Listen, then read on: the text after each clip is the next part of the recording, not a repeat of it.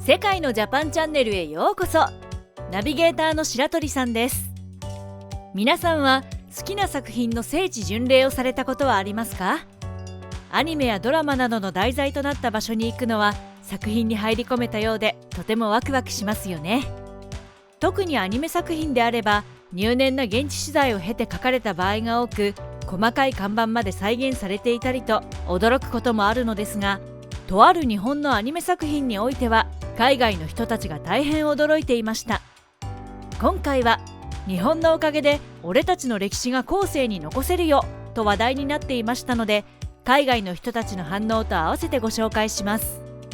この動画では今まで知らなかったことや参考になる情報をたくさん盛り込んでいますので、ぜひチャンネル登録と高評価ボタンを押していただき、動画を楽しんでいってください。それでは行きましょう。雪村誠さんにより2005年に始まり、今でも絶賛連載中の漫画「ヴィンランドサガ」。11世紀初頭の北欧およびその周辺を舞台に、主人公トルフィンをはじめとするバイキングたちの生き様を描いたアクションヒューマンドラマ。迫力あるバイキングたちの攻防や当時の文化、衣食住の様子、バイキングの武器や防具などに関して緻密な時代考証が高く評価されている超大作で、第13回文化庁メディア芸術祭漫画部門大賞を受賞するなど、国内でも評価が高い作品です。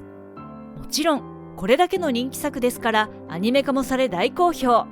海外でもオープニング映像とともに紹介されると、バイキングの兜がちゃんと描かれてるぞなどなど、その描写が非常に正確だとして大きな話題に。北欧の人々からも絶賛の声が相次いで寄せられていましたので、一緒に見ていきましょう。海外の反応。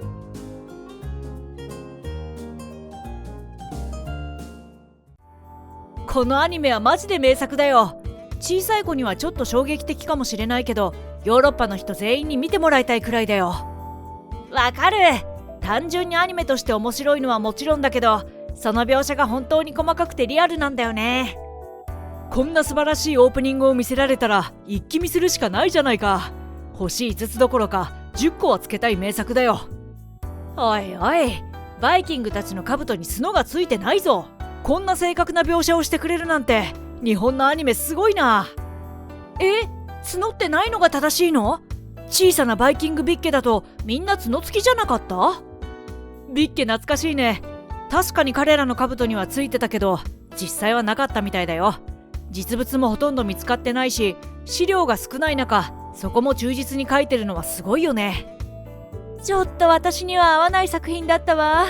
あまりにも暗いし悲観的すぎて見るのが辛くなっちゃった。僕もダメだったよ。ちょっと残酷なシーンが多いよね。バイキングの話だし、そこもリアルなんだろうけど、欧米が描くバイキングってただただ乱暴で時代交渉もめちゃくちゃなのに、ここまで正確に描ける日本なんなの？日本人は文化を尊重するからね。それが自分たちのものでないときは特に気をつける。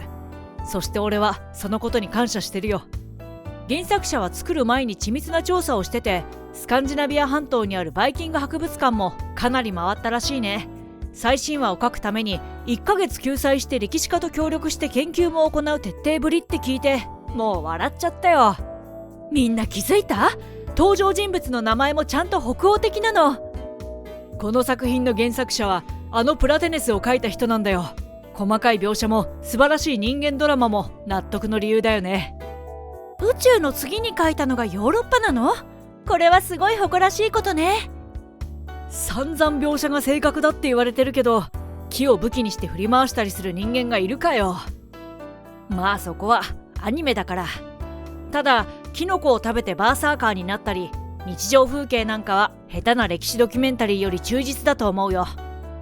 当時の風景描写や暮らしぶりがここまで正確に書かれた作品は他にないんじゃないか。この作品は俺たちヨーロッパ人の一つの歴史がわかるものとして後世に語り継ぐべきだね。いつか生まれる俺の息子にも絶対見せるよ。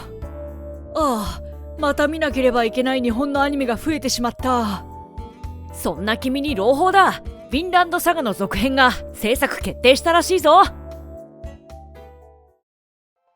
以上が北欧の人たちの反応です。一部には苦手だという人もいましたが、そのリアルさには大絶賛でしたね。リアルさへのこだわりは随所に見られ、主人公のトルフィンは11世紀に実在したと言われるアイスランド商人ソルフィン・ソルザルソンをモデルにしているとのこと。そして雪村先生は作画のためにバイキングたちが使っていた斧を発泡スチロールで自作までしたそうです。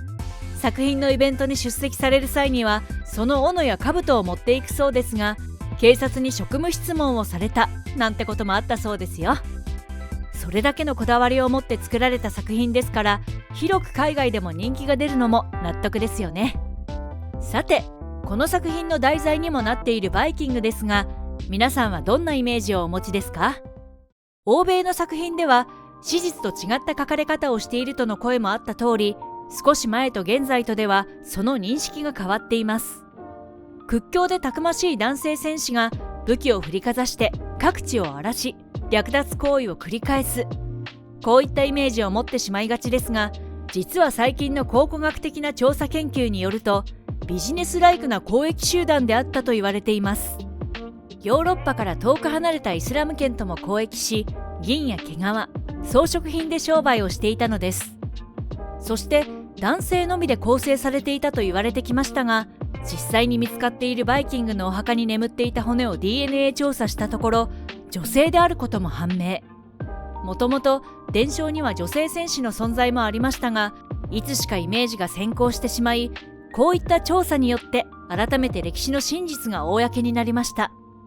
また角付きの兜をかぶっているというのも、さまざまなメディア作品によるイメージによるもので、一部の儀礼用の兜にはついていたかもしれませんが、基本的にはついていないものを着用していたそうです。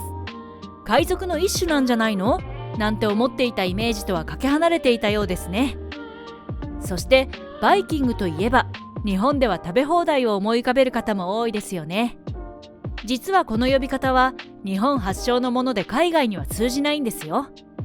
1958年に帝国ホテルのレストランがスモーガスボードというスカンジナビア地域の食べ放題形式の伝統料理をメニューに取り入れ、それにインペリアルバイキングとコピーをつけて提供したのが始まりと言われています。このメニューが好評を博したことで、食べ放題イコールバイキングのイメージが定着。粗暴なバイキングたちの酒池肉林の様子と食べ放題を勝手に結びつけてしまいましたが、全くの無関係だったんですね。ちなみに同じ食べ放題の形式として使われるビュッフェですが、こちらはフランス発祥で、もともとは列車内や劇場などで振る舞われる立食形式の食事を指すもので、いわゆる食べ放題のことではないんです。英語だと食べ放題は All You Can Eat と表現するので、海外でお店選びをする際はぜひこの言葉を探してみてください。少し話がそれてしまいましたが、今回話題になった本作はコメントにもありましたが、2023年1月よりフィンランドサガシーズン2として放送予定となっています。こちらが放送されるとまた大反響を呼びそうですね。そして17年以上続いている原作漫画も完結までの道筋は立っていて、もう残りも多くないと作者の雪村さんは語っています。アニメ、原作と今後も目が離せない作品となりそうですね。史実を忠実に書かれていると作品の面白さもあり、学校のお勉強がアニメでできるなんてことになりますよね。教科書が漫画になる時代もすぐそこかもしれません。それではまたのお越しをお待ちしています。